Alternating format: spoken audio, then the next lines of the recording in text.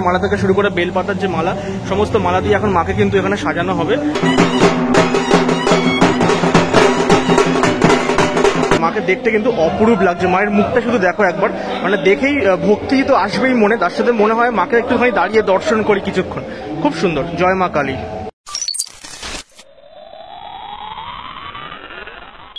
আজ 17ই মে এবং এখন সন্ধ্যেবেলায় মোটামুটি বাজে 7:07 আর আমি আছি এই মুহূর্তে শালকিয়া ব্যানার্জি বাগানের যে কালী পুজো আজকে সেখানেই, মানে ফলহারিণী কালী পুজো। অলরেডি মা কিন্তু এখান থেকে আসছে আর এই হচ্ছে তাদের মানে কালী পুজোর যে গেট আজকে লাইটিং এর গেট, সেটা কিন্তু আমরা এখানে দেখতে পাচ্ছি। খুব সুন্দরভাবে একটা লাইটিং এর গেট কিন্তু তারা করেছে।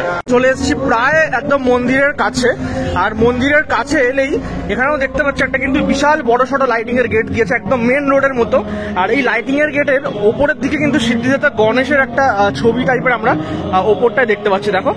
আর এই হচ্ছে মন্দির চত্বর। মন্দির চত্বর প্রত্যেক বছর কিন্তু খুব সুন্দরভাবে এখানে সাজিয়ে তোলা হয়। মন্দির চত্বরের সামনে এখানে ফুলেও বিক্রি হচ্ছে, এখানে দেখো ফুলের মালা বিক্রি হচ্ছে মায়ের পুজো দেওয়ার জন্য। আর এই জায়গাটা কিন্তু বেশ ভালো লাগছে, পুরো ঝাড়বাতি দিয়ে পুরো জায়গাটা খুব সুন্দর করে দেখো ডেকোরেশন করা হয়েছে মণ্ডপটা।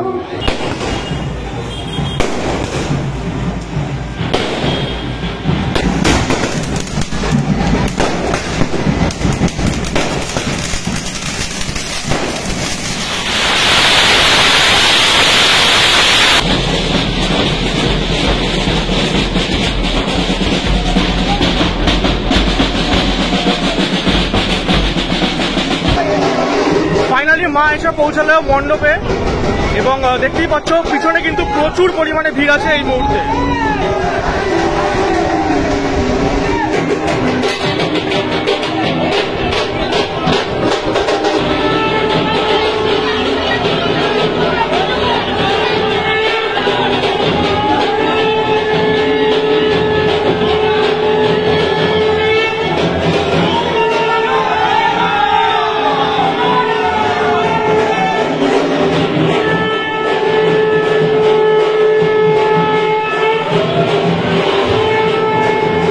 প্রবেশ করার সাথে সাথেই মন্দির প্রাঙ্গণের সামনে প্রচুর মানুষের এখানে কিন্তু ভিড় হয়েছে। এই ভিড়টা কিন্তু যত রাত বাড়বে তত এই ভিড়টা বাড়বে, আর সবাই মাকে কিন্তু দর্শন করার জন্য এসছে এখানে। এবং আর কিছুক্ষণের মধ্যেই যে পুজো সেটা কিন্তু শুরু হয়ে যাবে এই রাত 10টা-11টা নাগাদ।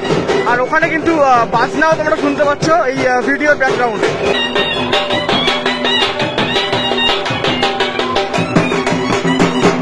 প্রচুর মানুষের কিন্তু ভিড় হয়েছে এখানে মাকে দর্শন করার জন্য। আর আমরা যদি দেখি মায়ের এই ব্যাকগ্রাউন্ডটা, তাহলে বেশ সুন্দর করে কিন্তু ডেকোরেশন করা হয়েছে এই জায়গাটা। এবং প্রত্যেক বছর এই যে ডেকোরেশনটা সেটা কিন্তু চেঞ্জ হয়, গতবারে একরকম ছিল, এবারে কিন্তু অন্যরকম। আর স্পেশালি মাকে দেখো দেখতে কিন্তু অসাধারণ লাগছে। এখানে দেখো মায়ের যে রূপটি খুব সুন্দর লাগছে দেখতে, এবং একদম যদি নিচ থেকে আমি দেখি এখানে অসাধারণ লাগছে। কিন্তু মায়ের ওপরে কিন্তু যে গয়নাগুলো সেগুলো কিন্তু রূপো থেকে শুরু করে সোনা সমস্ত কিছু কিন্তু দিয়ে সাজানো হয়েছে মাকে। মায়ের হাতে যে চাঁদমালাটা দেওয়া হয়েছে দেখো, একদম এইখানটায় কিন্তু লেখা আছে শ্রী শ্রী ফলহারিণী কালীমাতা বলে লেখাও আছে। আর মাকে দেখতে কিন্তু অপরূপ লাগছে, মায়ের মুখটা শুধু দেখো একবার, মানে দেখেই ভক্তি তো আসবেই মনে, তার সাথে মনে হয় মাকে একটুখানি দাঁড়িয়ে দর্শন করি কিছুক্ষণ। খুব সুন্দর। জয় মা কালী। আর মায়ের যে পুজোর সরঞ্জাম সেগুলো কিন্তু এইখানেই রাখা হয়, একদম পাশের ঘরে। দেখতে পাচ্ছ এখানে প্রচুর সরঞ্জাম আছে, ফল থেকে শুরু করে প্রদীপ থেকে শুরু করে যা যা লাগে মায়ের পুজোতে সমস্ত কিছু কিন্তু এইখানটাই রাখা হয়। আর আস্তে আস্তে কিন্তু এগুলো মায়ের পুজোতে কিন্তু কাজে লাগানো হবে। মন্দিরের ভেতরটা দেখো ঠিক এরকম কিন্তু দেখতে যাচ্ছে। স্পেশালি ওইখানে মাকে সাজানোর কাজকর্ম চলছে। এখানে মায়ের কিন্তু নিত্য পুজো হয় আমরা দেখতে পাচ্ছি। আর এখানে বিভিন্ন ঠাকুরেরও কিন্তু ফটো আছে। ফুলের মালা থেকে শুরু করে বেলপাতার যে মালা, সমস্ত মালা দিয়ে এখন মাকে কিন্তু এখানে সাজানো হবে। আর মানে প্রচুর মানুষের কিন্তু সমাগম হয়েছে মন্দিরের বাইরে মাকে পুজো দেওয়ার জন্য। আর এই মায়ের পুজো কিন্তু আজকে সারা রাত ধরে এই পুজোটা হবে। এই পদ্মগুলো মায়ের হাতে কিন্তু দেওয়া হচ্ছে, দেখো দাদা কিন্তু খুব সুন্দর করে পদ্মগুলো ফাটাচ্ছে। এখানেও দাদা পদ্মগুলো দেখো খুব সুন্দর করে কিন্তু ফাটানো হচ্ছে। তারপরে মায়ের যে হাতে এই পদ্মগুলো দেখো দেওয়া হচ্ছে। মন্দিরের পেছনে এই যে পুকুরটা দেখছো, এই পুকুর থেকেই একসময় মায়ের স্বপ্নাদেশে যে পুজোর যে জিনিসপত্র বাসনপত্র সেগুলো কিন্তু সমস্ত কিছু উঠেছিল এই পুকুর থেকেই। হাওড়ার শালকিয়ার আমাদের অশ্বত্থতলা ব্যানার্জি বাগানের যে কালী পুজো, মানে ফলহারিণী কালী পুজো, সেটা কিন্তু তোমাদেরকে দেখালাম, কালী মাকে দর্শন করালাম। অপূর্ব সুন্দর লাগছে মাকে দেখতে। স্পেশালি এক সপ্তাহ আগেই এই পাড়াতেই আমি এসেছিলাম কালী পুজো কভার করতে, সেটা ছিল রক্ষা কালী পুজো, এটা কিন্তু ফল হারেনি কালী পুজো। তো আজকের এই ভিডিওটা তোমাদের কেমন লাগলো সেটা ডেফিনেটলি কমেন্ট বক্সে জানিও। ভালো লাগলে লাইক, শেয়ার, কমেন্ট এগুলো করে দিও, আর যারা চ্যানেলে নতুন আছো সাবস্ক্রাইব করে দিও। আজকের মতো ভিডিওটা এখানেই শেষ করছি, দেখা হবে খুব তাড়াতাড়ি পরবর্তী ভিডিওতে। আজকের মতো বিদায় নিলাম।